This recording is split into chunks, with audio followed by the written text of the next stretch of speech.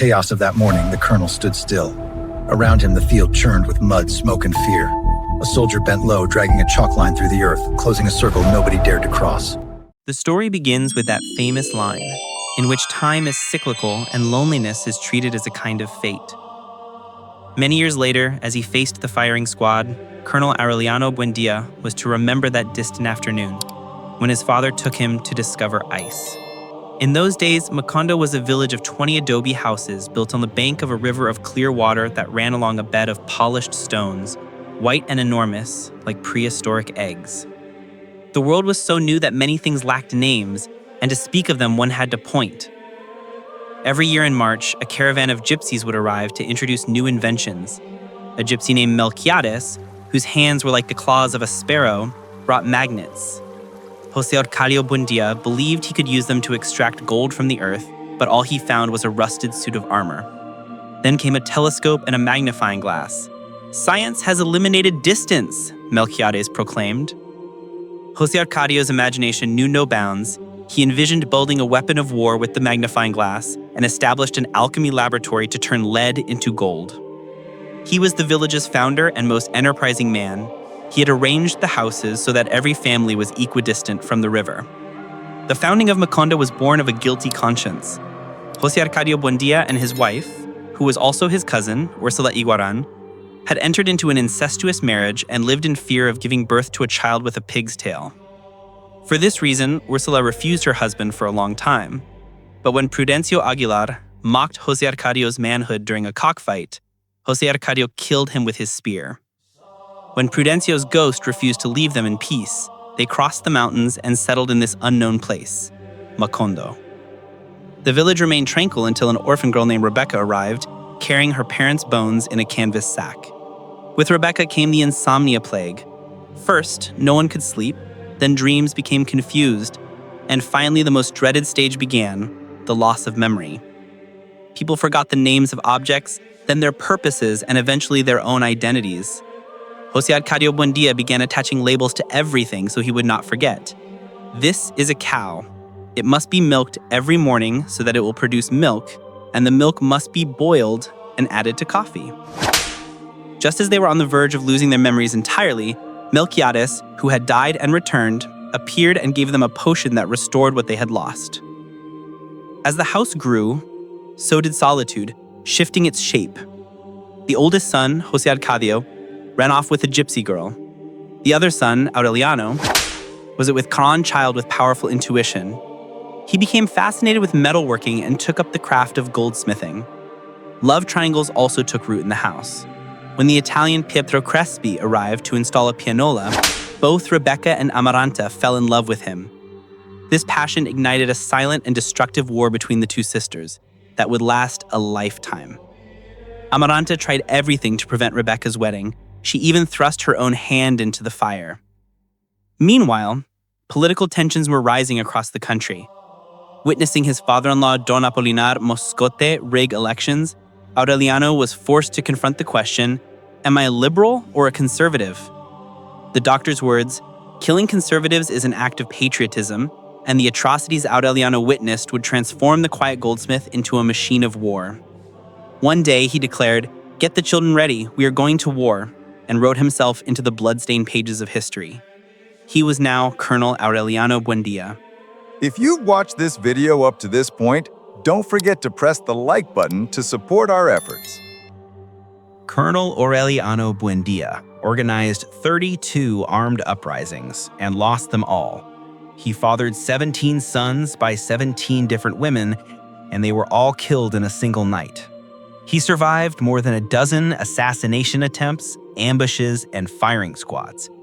He felt to his very bones the great emptiness that power and war had brought, that profound solitude. War had stripped him of human feeling and imprisoned him within a chalk circle that no one could enter. Even his mother Ursula, when she looked at him, no longer saw the child she had once carried in her womb, but a loveless stranger. "My son," Ursula would say, "you are not fighting this war for ideals. You are fighting it for pride." During the war years, Macondo changed. Arcadio, José Arcadio's son, took control when the colonel left the town and transformed into a ruthless dictator. In the name of liberalism, he issued the most absurd decrees and had people executed. When the conservatives finally recaptured the town, Arcadio was shot against the cemetery wall. In the seconds before his death, he thought of his wife and unborn child, and he realized how much he loved life, but it was too late. Colonel Aureliano Buendía, meanwhile, had come to understand the senselessness of war. He had once set out to win, now he fought only for an honorable peace. When he moved to condemn his closest friend, Colonel Gabriel Marquez, to death on charges of treason, he glimpsed how cruel he had become. Gabriel told him, "Aureliano, I would rather die than watch you rotting alive." These words, together with his mother Ursula's threats, shook him. He halted the execution and signed the Treaty of Neerlandia, ending the war. When he returned home, he was no longer a legendary hero, just a tired man. He shut himself in his workshop and began making little gold fish. He would sell the fish, use the money to buy more gold, and make more fish. This barren cycle was his way of coping with solitude and keeping madness at bay. Life in the house, meanwhile, continued in its own strange loop. The family's twins, Aureliano II and Jose Arcadio II, had grown up. As children, they had swapped identities so often that even they had forgotten which one was which. Aureliano II, like his grandfather, became a man of enormous build, fond of revelry and extravagance. His brother, Jose Arcadio II, was lean, serious, and drawn to tragic events, much like the colonel. It was as if their characters had defied the fate of their names. Aureliano II began living with a woman named Petra Cotes. Her love had an inexplicable effect. It caused animals to reproduce at an astonishing rate. Cows, horses, and pigs multiplied so rapidly that Aureliano II ran out of places to put his money. He papered the walls of the house with banknotes and bathed in champagne. In the midst of this wealth, he married Fernanda del Carpio, a woman raised like a queen, bound by rigid rules and devout to the point of fanaticism. Fernanda brought cold discipline into the house, along with silver tableware and gold chamber pots. This clashed constantly with the joyful, chaotic spirit of the home, and especially with Ursula, the family's pillar. Ursula had grown old and blind, but she let no one notice. She continued to run the household by recognizing smells and sounds. Yet this era of false prosperity took on an entirely new dimension with the arrival of the railroad. One day, the yellow train that Aureliano Triste brought to Macondo would carry with it not only modernity, but catastrophe. Macondo was no longer an innocent village. It had become a prize that stirred the appetites of the outside world. What do you think a person should do when they see that the values they believe in have become hollow? Should they retreat into their shell, like the colonel, or should they continue to fight? We look forward to your thoughts in the comments. With the yellow train came a gringo named Mr. Herbert. One day while eating at the Buendía house, he examined the bananas on the table, weighed them, and soon afterward the town was flooded with American engineers, lawyers, and surveyors. The era of the banana company had begun. The town split in two. On one side, a fenced-off gringo neighborhood with electricity and swimming pools. On the other, the workers' shanties mired in poverty. Macondo was overrun by adventurers, prostitutes, and opportunists from every corner of the world. The quiet old days were gone, replaced by the clamor of money and exploitation. Among the Buendía women, Remedios the Beauty became a legend amid this chaos, possessed of an unearthly loveliness. She was so pure and so beautiful that men went mad for her. Some even died. One day, while folding Fernanda's sheets, Remedios was lifted by a gust of wind and rose into the sky, vanishing with the linens. The family regarded it as a miracle. Outsiders mocked them. But the true tragedy began when Jose Arcadio II became a union leader at the banana company. The workers went on strike, demanding humane working conditions, medical care, and payment in real money rather than company scrip. The company's lawyers performed such legal acrobatics in the courts that they managed to prove neither the banana company nor its workers legally existed. Tensions escalated and the army entered the town. The workers gathered with their families in the station square. José Arcadio Segundo was among them. A captain gave the crowd 5 minutes to disperse. No one moved. When the time was up, the order came, fire. The rattle of machine guns drowned out the screams. The panicked crowd swirled like a whirlpool and collapsed to the ground. When José Arcadio Segundo regained consciousness, he found himself on a train packed with corpses. The bodies had been stacked in the freight cars like bunches of bananas, and the train was heading toward the sea. He leapt from the train and returned to Macondo, but no one believed him. Everyone insisted nothing happened here.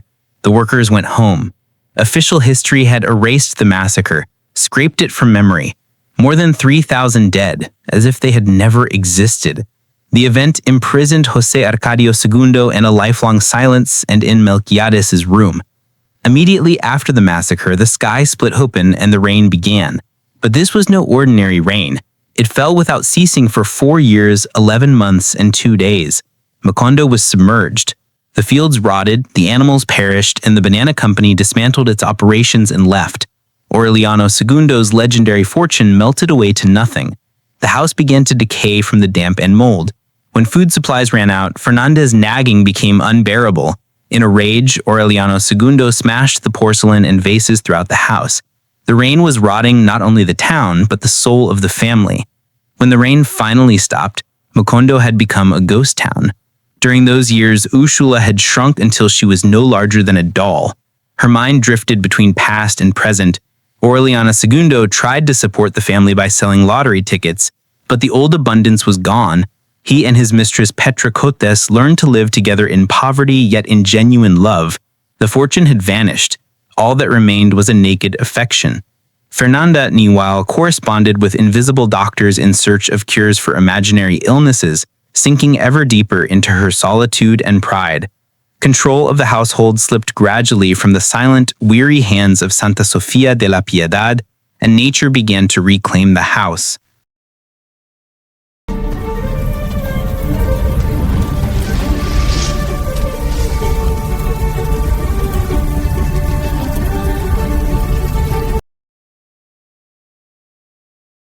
The years after the rain were the years in which the Buendía family and Macondo slowly marched toward death. Ursula died on an Easter Sunday, having lived past the age of 120. At her funeral, the heat was so intense that birds grew dizzy in mid-flight and fell into the houses. The other members of the family exited the stage one by one. The twins, Aureliano Segundo and José Arcadio Segundo, died at the same instant. Because the drunken gravediggers confused the coffins, the two brothers, whose lives had always been entangled, ended up trading places even in the grave. The house's final inhabitants were Fernanda's daughter Amaranta Ursula and Meme's illegitimate son, Aureliano Babilonia. Aureliano Babilonia had lived a prisoner's life in the house, never leaving Melquiades's room, learning of the outside world only through encyclopedias. He had taught himself Sanskrit and devoted himself to deciphering the mysterious parchments Melquiades had left behind. Amaranta Ursula, meanwhile, had returned from Brussels with her husband Gaston, a modern, energetic woman.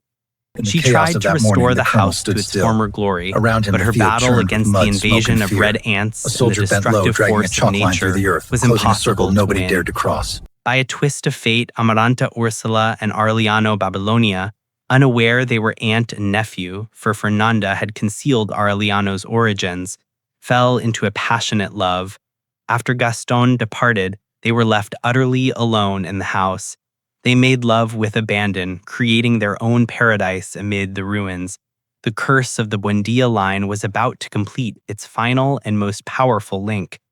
The old fear of incest had come true, without their knowing. One day, the fruit of their love was born. It was the culmination of a century of waiting. But the baby arrived bearing the family's greatest dread, made flesh, a pig's tail. Amaranta Ursula died from loss of blood during the birth. Aureliano, beside himself with grief, wandered through the town, going door to door in search of help. But Macondo had become a ruin, where even memories had been erased. When he returned home, he found ants carrying the baby away from its basket. At that moment, the epigraph from Melquiades' parchments flashed through his mind like lightning. The first of the line is tied to a tree, and the last is being eaten by the ants. Aureliano understood that everything was over. He ran to Melquiades' room and began to read the parchments. 100 years earlier, Melquiades had written the family's history down to the smallest detail, as though it were happening at that very moment. Aureliano found his own origins in those lines, who his father was, the love he had lived, and his present solitude. As he read, a wind began to rise over Macondo. This was no ordinary wind.